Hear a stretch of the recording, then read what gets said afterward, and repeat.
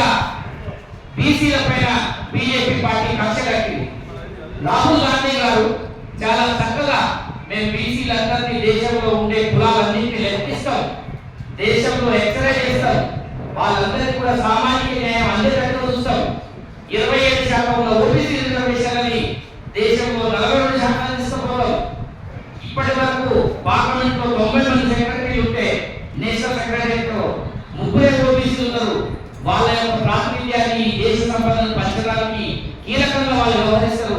ఈ దేశ సంపద పంచేదాంట్లో ఓబీసీలని, ఎస్సీలని, మైనారిటీలను ముందు పెట్టి వాళ్ళతో పనిచేస్తారని చెప్పి ఒకవైపు రాహుల్ గాంధీ గారు పనిచేస్తుంటే, ప్రధానమంత్రి మోదీ గారు నేను బీసీ అని చెప్పుకొని కనీసం ఎక్కడ కూడా బీసీలకు కులగణన చేస్తా అనే మాట రావట్లేదు. అమిత్ షా గారు హైదరాబాద్ లో ఉన్నాడు. అమిత్ షా గారు ప్రకటించబడి దమ్ముంటే మేము అధికారంలో కులగణన చేస్తాం, కులగణన ఎవరి కాళ్ళు చేసుకోరని చెప్పేసి చెప్పడం. ఎట్లా చేస్తారు? ఎవరికి వాళ్ళు. రాష్ట్రాలు చేసే కులగణన వేరు, కేంద్రంలో ఉండేటటువంటి హోమ్ మినిస్ట్రీ చేసేటటువంటి కులగణన వేరు. జాతీయ స్థాయిలో హోమ్ మినిస్ట్రీకి సంబంధించి స్టాటిస్టికల్ మినిస్ట్రీ ఉంటుంది దేశంలో. ఆ స్టాటిస్టికల్ మినిస్ట్రీ కింద ప్రతి 10 సంవత్సరాలకు ఒకసారి దేశ జనాభా లెక్కలు చేస్తారు. ఆ దేశ జనాభా లెక్కల్లో ప్రతిసారి ఎస్సీ జనాభా లెక్కిస్తారు, ఓబీసీ జనాభా ఇప్పుడు లెక్కించట్లేదు. కానీ కాంగ్రెస్ పార్టీ 2011లో సోషియో ఎకనామిక్ క్యాస్ట్ సెన్సస్ చేసింది.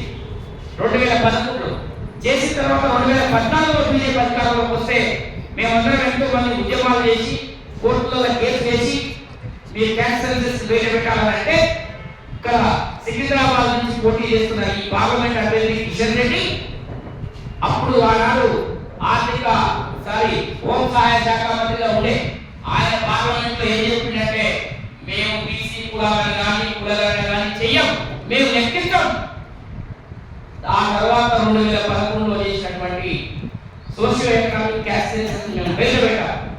మేము పెట్టమని చెప్పి చాలా మంది మన లక్ష్మణ తెలుసు, పాలు రామకృష్ణ గారు కూడా తెలుసు, సుప్రీం కోర్టులో కేసు పడితే ఈ BJP party advocate general BC కులాలను లెక్కించమని చెప్పి మమ్మల్ని ఆదేశించొద్దు, కులగణన చేయమని, మేము చేయలేము అని పెద్ద వ్యవస్థ, అది చిందరవందర వ్యవస్థ. ఆ వ్యవస్థలో మేము పోము, మేము చెయ్యమని చెప్పిన కిషన్ రెడ్డి గారు ఇవాళ మీరు బీసీలో ఓటు అంటారు. ఏ ముఖం పెట్టుకున్నాడు కిషన్ రెడ్డి ఓటు అంటున్నా? నువ్వు బీసీలకు వ్యతిరేకంగా నిండు పార్లమెంటులా దేశ రాజధానిగా కులగణన మేము చెయ్యమన్నావు కదా, ఇవాళ మేము నీకు ఓట్లు వేయం, నీకు వేసే ప్రసక్తే లేదు.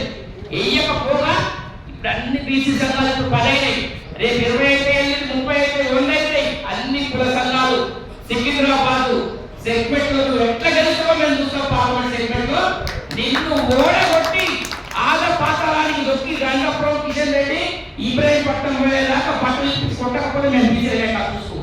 నువ్వు బీసీలతో పెట్టుకున్నావు బిడ్డ, నీ పని అవుతుంది. దానం నాగేంద్రనాథ్ గారు ఆయన బీసీల నాయకుడు, బీసీలలో ముందు కాపు బిడ్డ.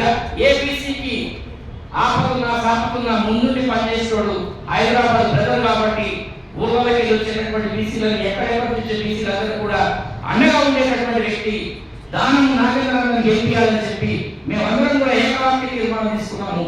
కిషన్ రెడ్డిని ఓడిస్తాం, దానం నాగేంద్రనాథ్ గెలిపిస్తాం. చాలా మంది ఒక మాట చెప్పింది, బ్రదర్ మీ గౌరవ పద్మనాభ గౌడ్ కూడా బీఆర్ఎస్ లో ఉన్నాడు అంటే బీఆర్ఎస్ పార్టీకి ఏనాడు సికింద్రాబాద్ లో కాంటా వేసినటువంటి సందర్భం లేదు. BRS party గెలవదు. పద్మనాభం మీద గౌరవం ఉంది, కాకపోతే బీఆర్ఎస్ పార్టీ గెలవదు. బీఆర్ఎస్ పార్టీ చచ్చిపోయింది. బీఆర్ఎస్ పార్టీ కవిత వెయ్యి కోసము బీజేపీ కాళ్ళకాల మోకనింది. బీఆర్ఎస్ పార్టీ నమ్మము. మాకు కాంగ్రెస్ పార్టీ రాహుల్ గాంధీ గారు ముఖ్యము. రాహుల్ గాంధీ గారు బీసీల కోసం నిలబడ్డారు, బీసీల కోసం కలబడుతున్నారు. చాలా మంది కాంగ్రెస్ పార్టీలో కూడా వ్యతిరేకించారు బీసీల గురించి మాట్లాడితే. అయినా సరే సిడబ్ల్యూసీలో తీర్మానం చేయించిండు, ఏఐసీసీలో తీర్మానం చేయించిండు, దేశవ్యాప్తంగా తిరిగిండు. వేరే దేశాలకు పోయినప్పుడు కూడా మా దేశంలో ఉండేటటువంటి సిస్టమ్ ని మార్చాల్సిన అవసరం ఉంది. బడుగు బలహీన వర్గాల కోసం పనిచేయాల్సిన అవసరం ఉంది, పేదల కోసం పనిచేయాల్సిన అవసరం ఉంది. ముఖ్యంగా పిచ్చిడే వర్గు అంటే వెనుకబడిన కులాలు బీసీలు అనే వాళ్ళ కోసం 41% రిజర్వేషన్ తీసుకోవాల్సిన అవసరం ఉంది. దానికి జాతీయ స్థాయిలో జాతీయ జనగణన అంటే మనం సమగ్ర కులగణన అంటాం, సమగ్ర కులగణన చేయాల్సిన అవసరం ఉందని చెప్పి ఆయన 10 పదే పదే పదే అనేక విషయాలు ప్రతిరోజు రాహుల్ గాంధీ గారి విషయాన్ని మాట్లాడుతున్నారు. రాహుల్ గాంధీ గారు బ్రాహ్మణ కమ్యూనిటీ, నెహ్రూ గారి వాళ్ళకు, ఆయన వచ్చేసేమో బీసీల కోసం మాట్లాడుతున్నారు. నరేంద్ర మోడీ గారు నేను బీసీ అని చెప్పుకుంటాడు, ఎంబీసీ అని చెప్పుకుంటాడు. ఈయన మాత్రం బీసీలకు వ్యతిరేకంగా మాట్లాడతాడు. కిషన్ రెడ్డి బీసీలకు వ్యతిరేకంగా మాట్లాడుతున్నాడు. కిషన్ రెడ్డి గారి గురించి ఒక విషయం చెప్తారు. కిషన్ రెడ్డి గారి అమ్మర్పేట ఆయన ఇలా అక్కడ మా కృష్ణ యాదవ్ గారికి టికెట్ ఇచ్చింది. ప్రతిసారి కిషన్ రెడ్డి గెలుస్తాడు, కృష్ణ యాదవ్. కిషన్ రెడ్డి ప్రతిసారి గెలుస్తాడు, కార్పొరేటర్ అందరూ. ఇప్పుడు చూడండి, Kishan Reddy parliament Secunderabad parliament segment లో నిలబడ్డాడు. ఆయన ఇన్ఛార్జ్ మొత్తం రెడ్డి, ఆయన ఇన్ఛార్జ్ మొత్తం ఆయన చుట్టాలి. మొత్తం వాళ్ళ రెండు ఉండడు. ఆయన రెడ్లను తప్ప ఎవరిని నమ్మడు. ఆయన కులానికే పరిమితమైన నాయకుడు. బీజేపీ పార్టీ అనవసరంగా నెత్తి మీద పెట్టుకుంది కిషన్ రెడ్డి గారు. కిషన్ రెడ్డి గారి వల్ల తెలుగు రాష్ట్రాల్లో బీజేపీ సత్తరాకపోయింది. ఈ విషయాన్ని కేంద్రంలో ఉండేటటువంటి బీజేపీ నాయకులు గమనించాల్సిన అవసరం ఉంది. ఈ రాష్ట్రంలో మా నరేంద్ర గారు ఉన్నట్టుండే బీజేపీ, బండారు దత్తాత్రేయ గారు ఉన్నట్టుండే కిషన్ రెడ్డి డాక్టర్ లక్ష్మణ్ ఓవడు, మా ఎంపీ, మన బీసీ నుంచి ఎంపీ డాక్టర్ లక్ష్మణ్ ఓవడు, బండి సంజయ్ ఓవడు, ధర్మపురి అరవింద్ని ఓవడు, పూల నర్సయ్య గౌడ్ని ఓవడు, ఈటల రాజేంద్రని ఓవడు. ఇంకెవ్వరు ఉండదు. ఆ పార్టీలో ఆయన ఒక్కడే ఉండాలి, ఆయన ఒక్కడే గెలవాలి, ఆయన ఒక్కడే రాజ్యం చేయాలి. అది కిషన్ రెడ్డి గారి మెంటాలిటీ. కిషన్ రెడ్డి గారు, నీ వల్ల బీజేపీ ఉన్న బీసీలు నష్టపోతుంది, రాష్ట్రంలో ఉన్న బీసీలు నష్టపోతుంది.